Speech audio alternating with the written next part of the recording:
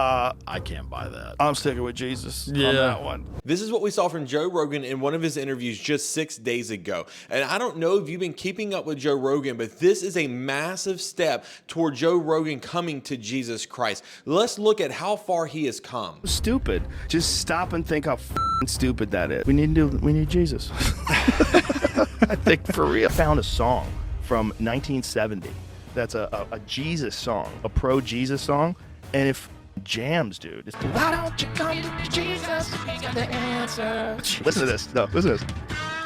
It's good, man. The lyrics are good. What you just saw is a progression of Joe Rogan from many different years, starting off with how could anyone even believe in Jesus is absolutely stupid, all the way to what we saw there, that he was enjoying a song about Jesus on his podcast. But what he just said 6 days ago will show us how close Jesus is to saving this man. Let's watch this 40-second clip and then we'll talk about it.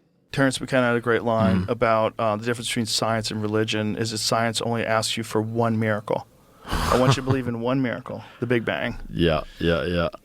That's a good one. It's a great line. Yeah. It's because it really is true. Yes. And it's funny because people would be incredulous about the resurrection of Jesus Christ, but yet they're convinced that the entire universe was smaller than the head of a pin, and for no reason than anybody's adequately explained to me. It makes sense. Yeah. No. Instantaneously became everything. Yeah. Okay.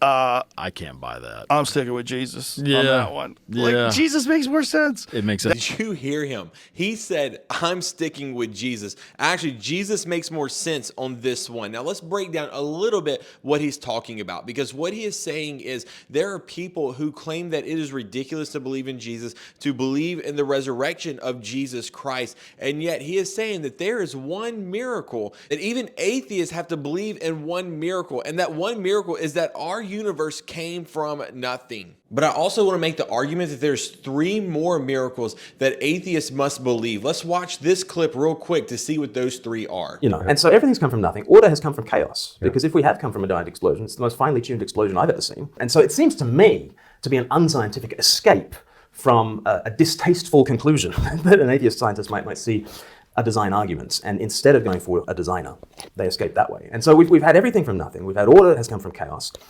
Life has emerged from non-life, right? How do you go from chemistry, prebiotic chemistry, to biology? That's a big problem. It's a big issue. I happen to believe that one man walked out of a Jerusalem tomb 2,000 years ago. I happen to believe that the non-living Jesus became living. But the atheistic account of biology is that all life came from non-living material. And then we've got, minds from mindless matter.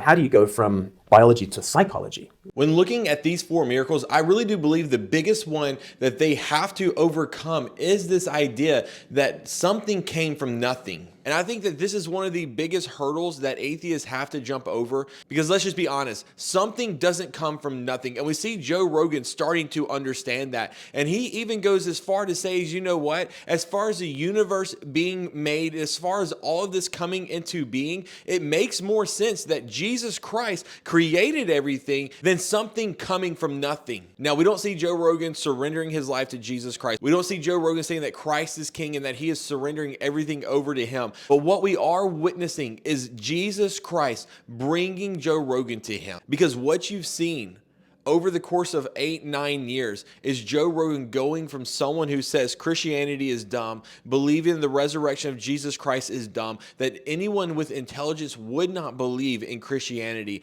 And now he is all the way to the point of saying, actually, atheism doesn't make sense. Atheists have to believe in something bigger than believing in Jesus Christ. And because of this, he is saying that it makes more sense to believe in Jesus Christ. Now, I want to point out that this doesn't mean that he is a Christian, but what it does mean is that he is on the cusp of believing in God.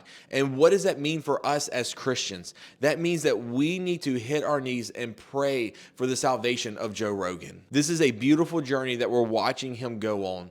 And what we need to understand is, as Christians, is that we don't need to doubt whether he believes in God or not. But what we need to do is to hit our knees and pray that God will change his mind, that God will come in and save him, because it is only the Holy Spirit, it is only Jesus Christ that can show Joe Rogan that Christ is king. And we know that he is. So we need to be praying for his salvation.